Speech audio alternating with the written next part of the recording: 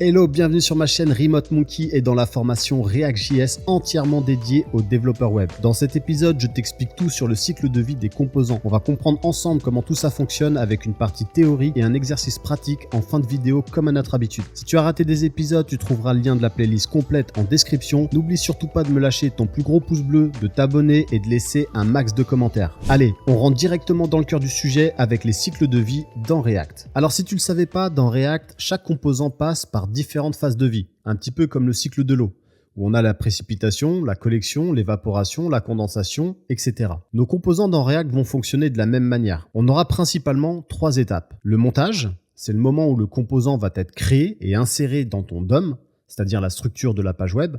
C'est ici que ton composant va s'initialiser. Donc lorsque ton application se lance, les composants qui sont censés être montés vont être initialisés dans ta vue. Ensuite, tu vas avoir l'étape de mise à jour. Elle va se produire uniquement lorsque le composant sera déjà monté, mais que quelque chose aura changé, comme ses propriétés par exemple, les valeurs que tu passes par le parent, ou son état. On a déjà vu dans les épisodes précédents les props et les states. À chaque fois qu'on avait une modification, on avait un re-rendu. C'est une mise à jour de ton composant, c'est un état de son cycle de vie. À chaque changement, React va tout simplement mettre à jour le composant pour refléter ces nouvelles valeurs. Et la troisième étape sera le démontage. C'est le moment où le composant va être retiré de ton DOM. Ça va se produire par exemple lorsque l'utilisateur va changer de page ou si le composant n'est plus nécessaire au niveau de ton code. Donc c'est très important de comprendre que si tu as un composant B qui est chargé sur une page B, lorsque l'utilisateur va passer de la page A à la page B, on va démonter les composants de la page A pour remonter les composants de la page B, puis les mettre à jour si besoin, puis les démonter si on change de page par exemple. Alors c'est important de comprendre que le démontage va aussi être utile pour des raisons de performance et pour éviter des fuites dans ton application. Mais ça on le voit justement dans cet épisode. Alors à quoi ça sert concrètement ? Déjà tu vas avoir une gestion de tes ressources. Ça va permettre de configurer tes ressources quand le composant est créé, c'est-à-dire au montage. Et tu vas pouvoir les libérer ces ressources quand le composant sera retiré. Et c'est ça la notion de démontage. Par exemple, en démarrant ou en arrêtant des abonnements ou des requêtes réseau par exemple. À partir de là, il pourra y avoir une synchronisation des données, c'est-à-dire qu'il sera possible de mettre à jour l'affichage de notre composant lorsque de nouvelles données vont arriver ou lorsque l'utilisateur interagira lui-même avec le composant. C'est-à-dire que si par exemple, on a une nouvelle information qui est arrivée de notre base de données en temps réel, on aura la possibilité de synchroniser les données qui ont été montées à l'initial pour pouvoir changer ces valeurs et indiquer de nouvelles ressources. Et ça va nous permettre aussi d'optimiser les performances en exécutant du code seulement quand c'est nécessaire. Tu peux donc rendre ton application beaucoup plus rapide et beaucoup plus efficace. Autrement dit, comprendre le cycle de vie d'un composant va tout simplement te permettre un meilleur contrôle des données, puisque tu vas travailler au moment où le composant va se monter, au moment où tu vas souhaiter le mettre à jour et au moment où tu vas souhaiter le faire disparaître. Alors un exemple simple pourrait être par exemple un composant de compteur qui toutes les secondes se met à jour. Tu vas avoir ton compteur qui va se monter. Ensuite, chaque seconde, ton compteur va se modifier, mais tu pourrais très bien demander au système de simplement s'arrêter en démontant ton composant, de manière à arrêter de consommer des ressources inutiles si tu ne souhaites plus que ton compteur continue indéfiniment de se lancer. Alors pour ça, on a un hook qui provient de React qui nous permet justement d'utiliser ce qu'on va appeler une fonction d'effet. Aujourd'hui, avec les composants fonctionnels, on va utiliser principalement le hook useEffect pour gérer le cycle de vie. Ça, c'est encore une fois un outil, au même titre que useState, qui nous est transmis de React. useEffect va être une fonction qui va être proposée par React et qui va te permettre de gérer des effets de bord dans tes composants fonctionnels. Les effets de bord sont des actions comme des requêtes de données, des abonnements à des événements ou encore la modification directe du DOM qui ne devrait pas se produire pendant le rendu de ton composant. Ça va te permettre de pouvoir anticiper des actions de ton composant avant même qu'il apparaisse sur ta vue, d'accord ? Au moment du montage. Alors tu verras, c'est beaucoup plus simple qu'il n'y paraît. Ici, je te montre une syntaxe de base du useEffect. Le premier argument, c'est une fonction qui va contenir le code que tu veux exécuter. Donc ici, si tu fais abstraction au return à ce niveau-là, et pourquoi pas même au tableau de dépendance, tu as simplement une fonction qui s'appelle useEffect. D'accord ? À ce niveau-là, ton code va être exécuté au montage. C'est équivalent à component.didMount si tu utilises les classes de React. C'est quelque chose que on n'utilise quasiment plus. J'ai même pas envie d'en parler dans cette formation. Mais si tu connais, voilà, c'est équivalent à component.didMount quand tu travailles dans useEffect. Donc le code sera exécuté ici. Le second argument sera un tableau de dépendance. C'est ce qu'on voit à ce niveau-là. Si ce tableau de dépendance est vide, c'est-à-dire rien à l'intérieur, un simple crochet, La fonction va s'exécuter seulement une fois au montage. Donc admettons que tu mettes un console log je suis monté. Au moment où ton composant va se monter, tu vas pouvoir loguer je suis monté et tu le logueras qu'une seule fois puisque le composant useEffect va jouer ce code une seule fois. Le second argument ici, le tableau de dépendance, lui va te permettre de faire d'autres choses et on le voit tout de suite. Si le tableau contient des variables, l'effet sera exécuté à chaque changement de ces variables. Alors imagine que tu as à ce niveau-là une variable dans ton code qui s'appelle âge. Ici, tu vas indiquer le nom de ta variable qui sera âge. Le code va s'exécuter une première fois au montage, comme je viens de te l'expliquer, mais comme tu as mis dans ton tableau de dépendance une variable, React va écouter cette information et si l'information ici va changer, alors il rejouera le useEffect. Donc si dans ton code, tu modifies âge, le useEffect va se relancer et ce code-là sera réexécuté. Ensuite, on a le return, la fonction de retour, qui va être utilisée pour nettoyer les ressources lorsque le composant sera démonté. C'est-à-dire qu'ici, on va exécuter le code au démontage. Pour nous, ça sera l'équivalent de component will unmount. C'est ce qui va te permettre ici de traiter le cycle de vie au démontage. Alors ça peut paraître un petit peu barbare si tu l'apprends comme ça, mais tu verras, dans la pratique, c'est très simple à utiliser. Et je vais te faire comprendre simplement via des exemples comment ça s'utilise. Ici, je te montre une utilisation du useEffect dans les différentes phases. On va commencer par la première, celle qui nous intéresse, le montage. Ici, on utilise useEffect avec un tableau de dépendance vide pour exécuter du code seulement au montage. Par exemple, pour récupérer des données. On pourrait très bien faire un appel API à ce niveau-là et demander des informations. D'accord ? On pourrait faire un fetch tout simplement ici. Ici, dans ce code, la seule chose que je fais, c'est un console log en indiquant le composant est monté.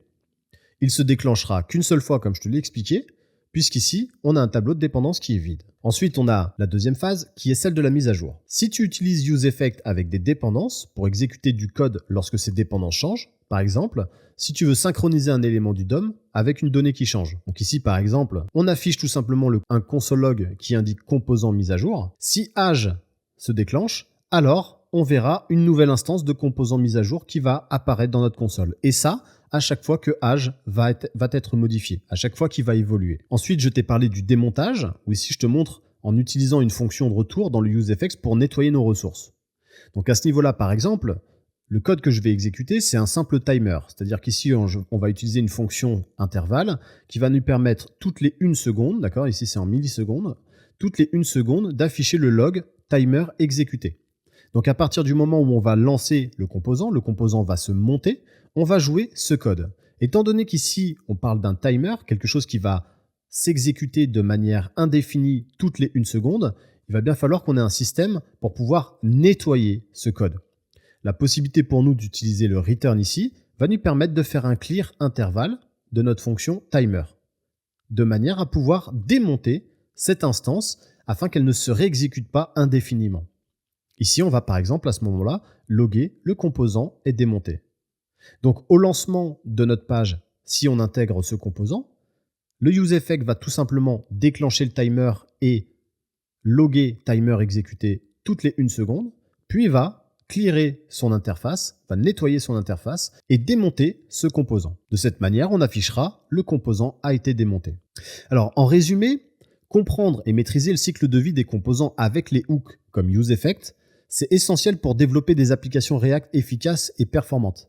Ça va te permettre de gérer ce que fait ton composant et surtout quand est-ce qu'il le fait, en s'assurant que les ressources sont utilisées de manière optimale tout au long de sa vie. D'accord ? Il faut éviter d'avoir des fuites de mémoire où React va continuellement travailler sur des choses que tu as démontées de ton application parce que c'est ce qui va rendre ton application beaucoup plus lourde. Mais c'est pas qu'une histoire d'optimisation. D'ailleurs, on va pas beaucoup en parler dans cette vidéo parce que l'optimisation, c'est quelque chose que tu vas apprendre avec le temps et avec l'expérience. Aujourd'hui, on va surtout comprendre à quoi peut servir le useEffect et comment nous, on va pouvoir l'utiliser dans un exemple vraiment concret. Donc on va se faire un petit exercice pratique relativement simple. On va créer un compteur dynamique qui va afficher les secondes au fur et à mesure que le temps va passer. Donc on va monter notre composant en utilisant le useEffect et on va proposer justement la possibilité de supprimer notre composant, de le démonter et on va lui proposer également de se mettre en pause et de se redémarrer. Ça va te permettre de comprendre un petit peu comment est-ce qu'on va pouvoir utiliser useEffect dans un cas pratique. Comme d'habitude, je monte une instance de Create React App pour qu'on puisse travailler dans une infrastructure React. Voilà, on a une instance. Ça, c'est quelque chose qu'on a vu dans les épisodes précédents. Si tu ne l'as pas suivi, je te remets à la playlist. On va créer tout de suite un dossier component. dans lequel on va glisser un dossier counter.js. On va travailler essentiellement dans ce composant. On peut également lui affecter du style CSS dans un module qu'on va appeler counter.module.css. Très bien.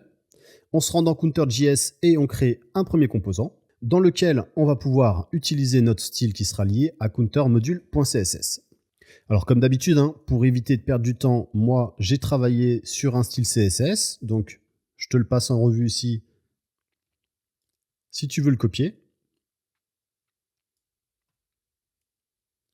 Je t'invite quand même à prendre le temps de créer ton propre style CSS pour pouvoir travailler un petit peu, mais nous l'idée ici c'est d'avancer plus vite. Donc je ne vais pas retourner ici, on va utiliser les classes directement.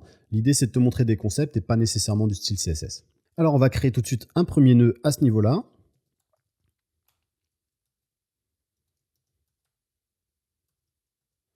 Qui aura cette classe. Et je vais avoir à l'intérieur un H1 qui sera mon titre. Je vais d'ailleurs l'appeler minuteur. Et je vais lui affecter la classe title. Je peux sauvegarder. Je vais me rendre, comme d'habitude, dans app.js. Je vais supprimer les informations à l'intérieur du header. Et je vais appeler mon composant counter. Je l'importe. Je supprime logo. Je sauvegarde et je démarre mon serveur. Parfait. Je suis en place. Je vais pouvoir redimensionner mes fenêtres pour pouvoir travailler. Je vais améliorer un peu la taille du code parce que je sais que c'est toujours compliqué de ton côté pour voir un petit peu ce que j'écris. On peut supprimer app, on l'a juste importé. Nous, on va travailler aujourd'hui essentiellement dans Counter. Alors, on a vu pas mal de choses dans la partie théorique, donc ce que je te propose, c'est tout de suite commencer à jouer avec un useEffect, histoire de voir un petit peu ce qui se passe en console lors du montage de notre composant. Donc pour commencer, ce qu'on va faire, c'est importer useEffect, comme on l'a fait avec les states. Il provient de la librairie React. Allez, on va se mettre ici, on va lancer le useEffect, on va le refermer, et on va ajouter notre tableau de dépendance. Donc comme je te l'ai expliqué ici, on va pouvoir exécuter un premier code. Ce qu'on va faire, c'est qu'on va faire un console log, tout simplement. Le composant,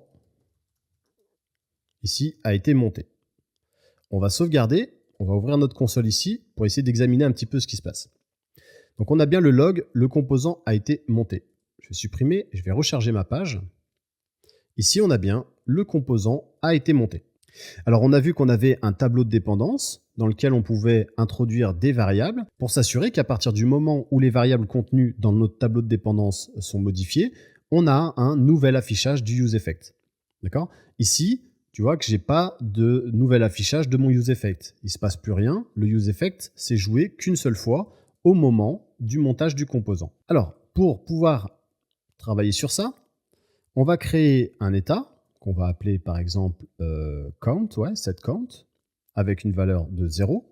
On va utiliser les states, d'accord, qui sont présents dans React. On va travailler sur cette valeur count et on va créer un petit bouton simple qui, au onClick, va incrémenter notre variable count, tout simplement pour qu'on puisse avoir un élément dans notre vue qui nous permette de mettre à jour cette valeur count.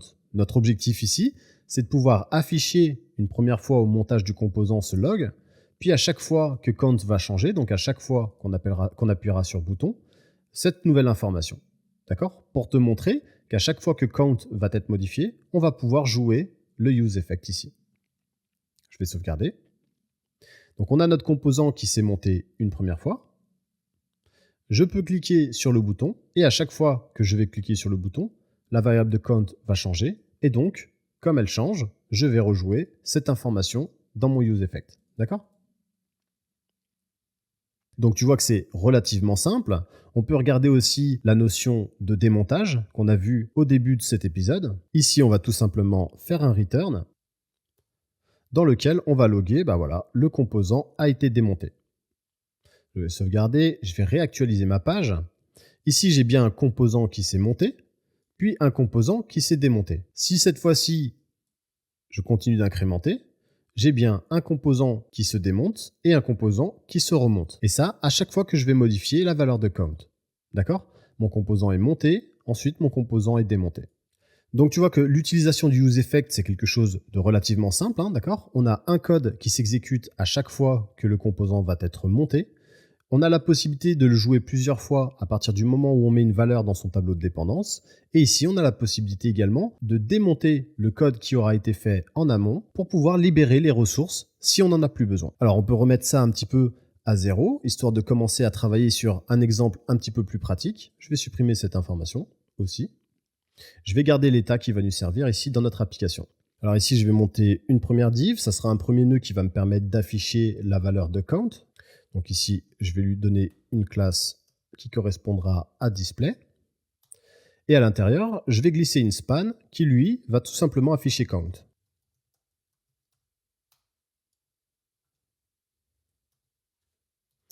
Voilà. Et on y va. Ici, on va tout simplement afficher en JSX la valeur de count, c'est-à-dire 0.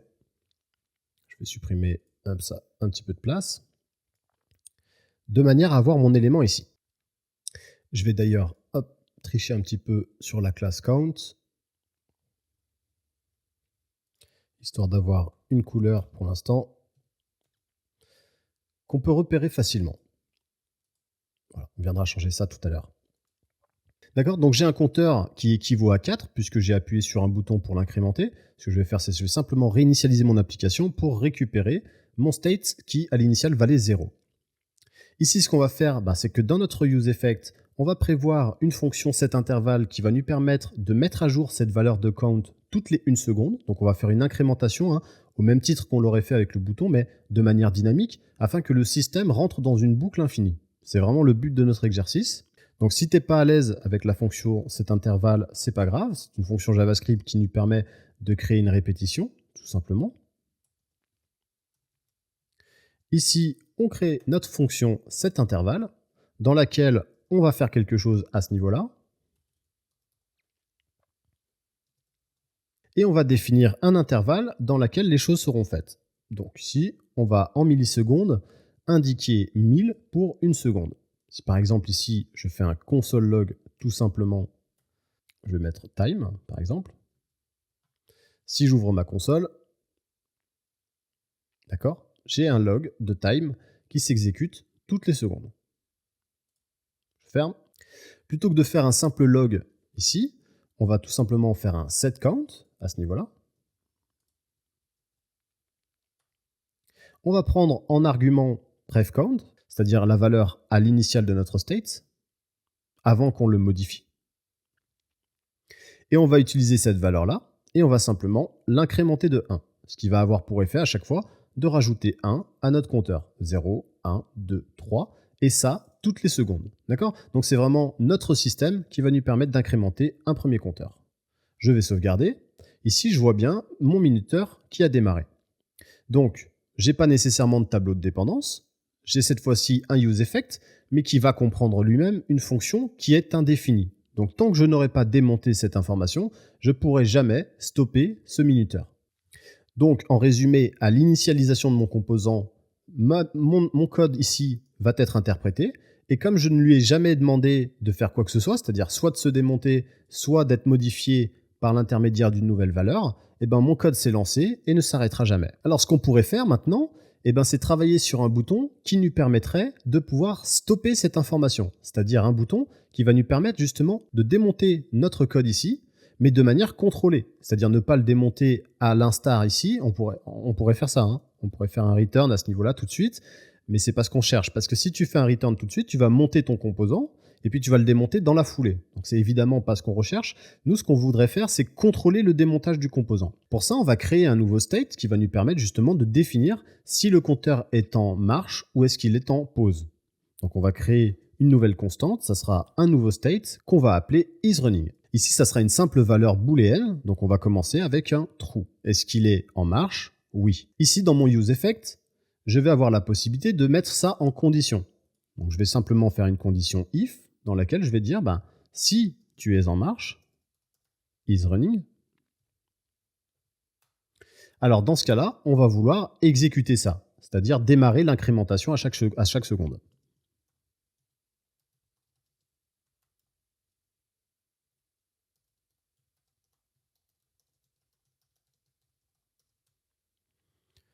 ici représenté par les 1000 millisecondes. Et je ferme ma condition. Je sauvegarde. Ici, techniquement, si tu l'as compris, on n'a rien changé de plus. C'est-à-dire que ici, on teste juste si isRunning vaut true. S'il vaut true, on démarre ce code. Étant donné qu'il vaut true, on a la possibilité de démarrer ce code. Alors, on peut le tester physiquement, c'est-à-dire qu'en mettant un booléen false à ce niveau-là, dans ce state directement. Si je sauvegarde, étant donné que isRunning vaut false, on ne rentre pas dans cette condition. Donc, on ne joue jamais ce code. C'est la raison pour laquelle on n'a aucune incrémentation à chaque seconde. D'accord, donc on voit que le système se met en place tout doucement. Ici, ce que je te propose, c'est d'examiner un petit peu comment est-ce qu'on va être capable de démonter notre composant. Alors pour ça, l'idéal, c'est de mettre cette fonction-là dans une variable. Donc je vais créer une nouvelle variable ici, qui va pouvoir être modifiée, qu'on va appeler par exemple intervalle. On pourrait l'appeler comme on veut. D'accord, donc je déclare une première variable sans lui assigner quoi que ce soit. Et ici, je vais lui assigner cette fonction. Intervalle sera égal à la fonction cet intervalle. Ici, je vais donc avoir, après mon if, à ce niveau-là, la possibilité de faire un return, de retourner une fonction qui s'appellera clearInterval. Ici, je peux même rajouter une information en console, par exemple ici, compteur arrêté, par exemple.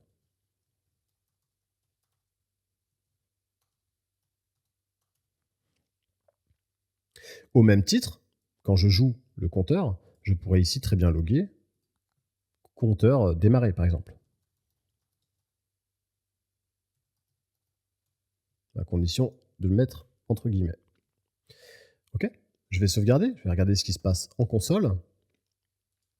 Si j'actualise ma page, mon compteur est automatiquement arrêté. Donc on est bien dans la fonction return dès le départ. Pourquoi? Tout simplement parce que ici, on teste si isRunning vaut true et il vaut false. Donc on est tout de suite dans la condition ici qui est là, et donc forcément, le compteur est arrêté. Donc on nettoie l'intervalle ici alors qu'on l'a officiellement pas lancé. Donc ce que je te propose, c'est de basculer ici sur true, effacer la console, on va sauvegarder. Le compteur sera arrêté dès le départ, on va le démarrer, et ensuite, il va s'arrêter. Donc si j'actualise ma page à ce niveau-là, j'ai un compteur qui va démarrer, ensuite un compteur qui va s'arrêter, puis un compteur qui va redémarrer. Okay, je pourrais très bien ici mettre une condition else,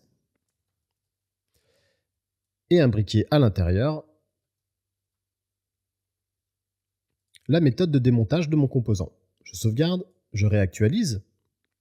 Ici, j'ai un compteur qui est démarré et j'ai pas forcément un composant qui va être démonté. Par contre, si on passe à false, je sauvegarde, je supprime ça. OK? Donc ça nous montre bien qu'on est capable, si tu veux, de démonter notre composant, de monter notre composant et de le démonter par la suite.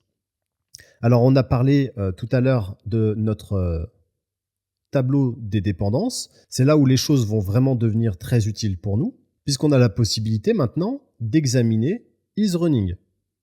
Si isRunning change, alors dans ce cas-là, le useEffect va se relancer tout simplement. Et comme il va étudier si isRunning vaut true ou false, s'il vaut true dans un premier temps, le compteur va s'incrémenter.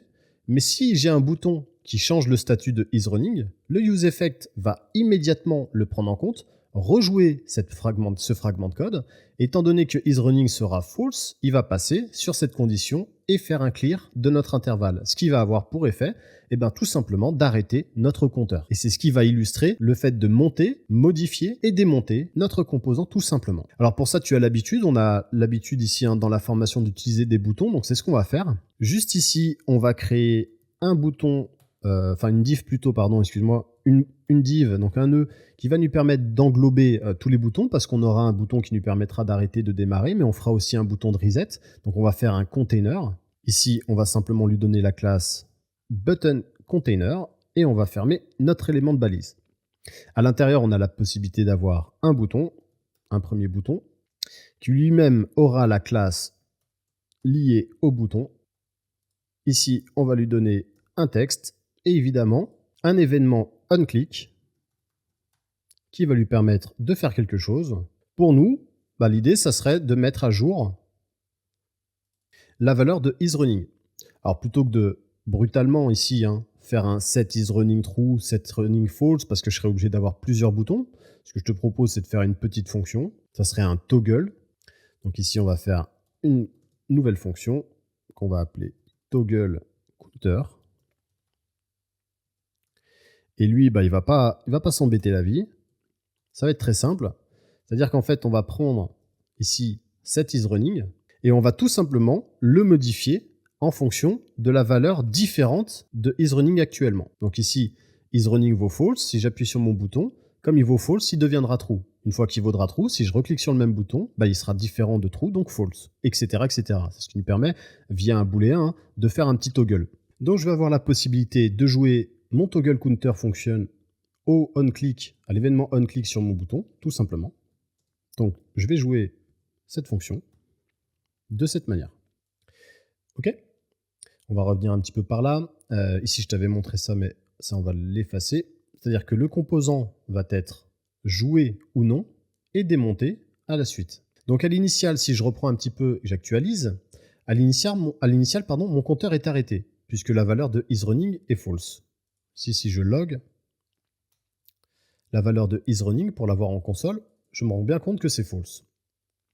Comme c'est false, on ne passe jamais ici, donc on ne joue jamais la fonction qui va permettre de démarrer notre compteur. Par contre, on démonte automatiquement notre intervalle s'il existe. C'est la raison pour laquelle on log ici compteur arrêté. Donc si je décide de cliquer ici sur mon bouton, je vais me mettre comme ça, là, je vais passer la valeur de isRunning à true. Étant donné qu'elle a changé, mon composant useEffect va se modifier, donc va se rejouer. Et comme la valeur est isRunning, alors je vais à chaque fois avoir la possibilité d'avoir un compteur qui démarre et qui donc s'initialise toutes les 1 seconde. J'ai donc une incrémentation de mon bouton. Si je décide de cliquer de nouveau sur le bouton, là je vais passer la valeur de isRunning à false, d'accord, puisque c'est la fonction ici de notre toggle counter. Étant donné qu'il est passé à false, isRunning, et qu'on étudie ici dans notre useEffect, a changé, donc on rejoue une fois de plus ce code-là. Comme isRunning est passé à false, on ne rejoue plus cette fonction-là, mais simplement celui-ci. Et donc là, ça nous permet de démonter notre composant et de pouvoir le mettre en pause. De cette manière, à chaque fois que je vais cliquer sur le bouton, je vais avoir un changement de mon état et donc la possibilité de démarrer mon compteur ou de l'arrêter. Donc tu vois qu'assez facilement, assez librement, on arrive à faire des choses assez sympas et ça nous permet vraiment d'illustrer les possibilités qu'on a avec le useEffect. Je vais supprimer un petit peu la console qui nous permettait de voir un petit peu le fonctionnement de tout ça. On peut styliser un petit peu notre composant pour introduire de nouvelles choses à apprendre. Par exemple, ce que je te propose ici, c'est donner une couleur à notre bouton. Donc dans notre module CSS, j'ai prévu des couleurs en fonction de certains critères. Donc ce qu'on va faire tout simplement, c'est qu'ici, on va conditionner un petit peu les choses au niveau du bouton.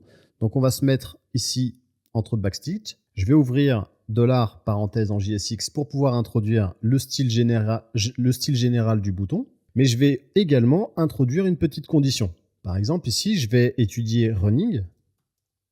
Donc si tu es en train de fonctionner, point d'interrogation, d'accord? Donc on fait une condition ternaire là dans notre CSS, ça c'est des choses qu'on a vues dans les épisodes précédents. Et je vais pouvoir introduire un style bien particulier. Ici, button color red.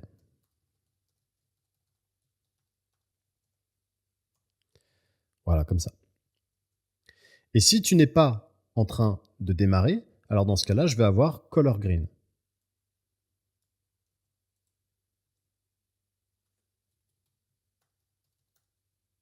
Je vais sauvegarder.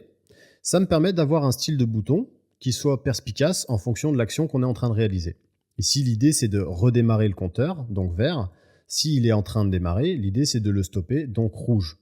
On peut aller plus loin en conditionnant le texte qu'on va afficher à ce niveau-là. Pareil, en JSX. Si tu es en train de fonctionner, dans ce cas-là, on va te demander d'arrêter. Et si tu es arrêté, on te demandera de démarrer, tout simplement. On peut faire la même chose avec l'affichage de notre compteur. Ici.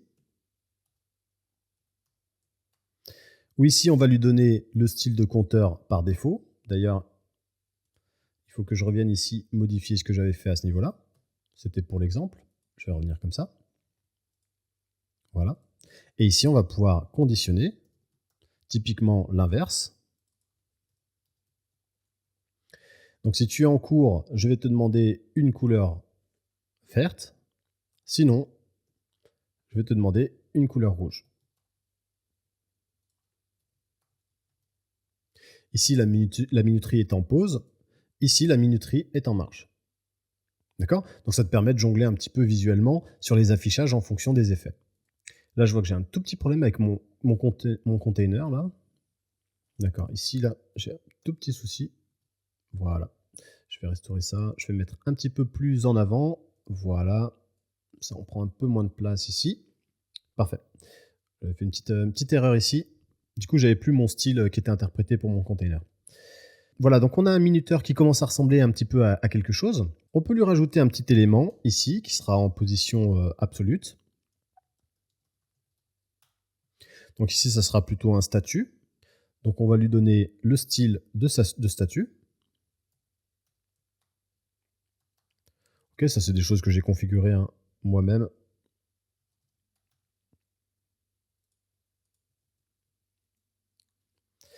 À l'intérieur, on peut lui mettre des informations. Donc c'est quelque chose voilà, qui va s'afficher plutôt ici. Et au même titre, on peut le conditionner pour afficher le statut de la minuterie en fonction toujours de isRunning. D'accord? Donc ça te montre vraiment plusieurs façons de faire les choses. Ça te montre qu'on peut conditionner un petit peu le style CSS.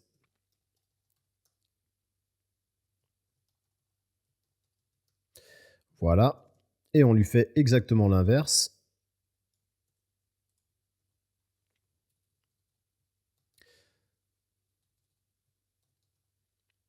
À ce niveau-là.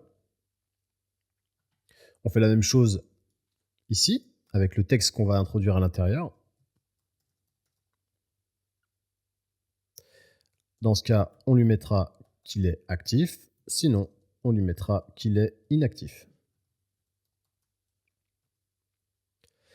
Voilà, ça me permet d'avoir un petit compteur assez sympa visuellement. Ça me permet de démarrer. Donc ici, je vois bien que ma minuterie démarre. J'ai la possibilité de l'arrêter et que son statut est actif. Si je l'arrête, je vais avoir un compteur qui sera inactif, un texte en rouge et la possibilité de le démarrer. Alors, on peut aller un petit peu plus loin. Plutôt que d'afficher les secondes de cette manière, on peut faire une petite fonction pour formater par exemple la variable count. Je vais me mettre ici. Ici, on va écrire donc une fonction pour formater le temps, par exemple en minutes secondes, un peu comme un chronomètre, quoi. Voilà. Alors, on va pas se prendre la tête à l'écrire, hein. Ici, ça va être une fonction qui va nous permettre simplement de formater l'élément ici, voilà, qui est là dans count, pour qu'on ait un affichage en minutes secondes. On va tout simplement utiliser cette fonction ici au moment où on joue count, de manière à pouvoir formater ce qu'on affichait avant, tout simplement. Ici, ça me permet tout simplement de formater cette information et ça me permet d'avoir un compteur qui soit un petit peu plus réaliste, d'accord? Avec les minutes et les secondes. On aurait pu aller plus loin en minutes secondes ou on aurait pu aussi aller chercher les heures, d'accord? Ce que je te propose maintenant que l'exercice est quasiment terminé et arrive à sa fin, bah, c'est de, pourquoi pas, prévoir une petite solution pour pouvoir faire un reset. Étant donné qu'on fait un minuteur, on a la possibilité d'avoir un bouton reset pour restarter tout ça dès le départ.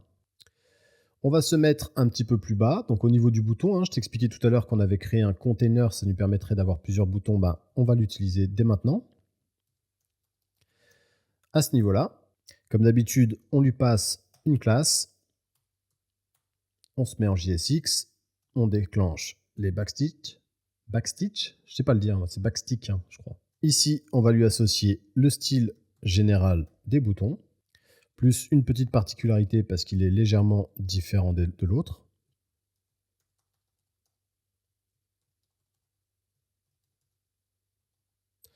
On va se mettre comme ça.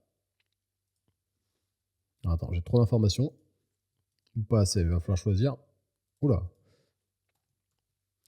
Voilà. À l'intérieur, je vais pouvoir travailler. Donc ici, je vais l'appeler Reset.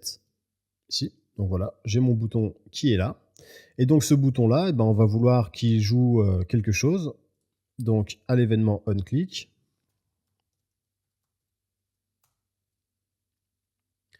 on va lui proposer de jouer une fonction qui pourrait s'appeler Reset, qu'on n'a pas encore créée. On va tout de suite la créer à ce niveau-là.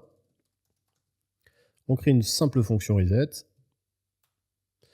qui ici, va mettre la valeur de count à 0. Je sauvegarde, donc je démarre ma minuterie. Si je décide de l'arrêter, je l'arrête. Si je décide de la redémarrer, je la redémarre. Si je décide de faire un reset, mon chronomètre va repartir à 0. Alors on aurait pu aussi également, pourquoi pas, hein, à ce niveau-là, changer la valeur de isRunning, c'est-à-dire on part du principe que si on fait un reset, soit on continue le minuteur parce qu'il est démarré, soit on arrête tout. Dans ce cas-là, on peut également faire un set isRunning à false. Je me mets là. On pourrait faire ça, hein, peu importe, hein. Ça c'est comme on veut. Je vais réactualiser ma page. Donc je démarre le compteur, la possibilité de l'arrêter, la possibilité de le redémarrer. Et si je fais un reset, cette fois-ci je reset à la fois la valeur de count, mais aussi la valeur de running. De cette manière, je repasse sur quelque chose qui est arrêté. Voilà, cet exercice est terminé. Je t'ai appris à utiliser les use effects dans un exercice assez simple et assez facile à comprendre. Il y a certainement des choses que tu as découvert. Je te propose de continuer à travailler un petit peu sur le use effect pour voir un petit peu qu'est-ce que tu es capable de faire. Mais ici, tu as un condensé de tout ce qu'il te faut connaître pour pouvoir gérer les cycles de vie dans un composant React. Donc, comme je te l'ai expliqué, dans ton use effect, tu vas pouvoir faire énormément de calculs qui vont te permettre de pouvoir aller chercher des données, de pouvoir scraper des choses, de pouvoir faire des calculs, faire des formatages pour, à partir du moment où tout est terminé, pouvoir afficher ton composant correctement. Et donc ça, la gestion du cycle de vie, c'est ce qui va vraiment te permettre de faire des applications dynamiques et extrêmement contrôlées. J'espère que cet épisode t'a plu. Laisse-moi ton plus beau like, abonne-toi à la chaîne, laisse-moi des petits commentaires. Et puis moi, je te dis à bientôt dans le prochain épisode. Salut, ciao!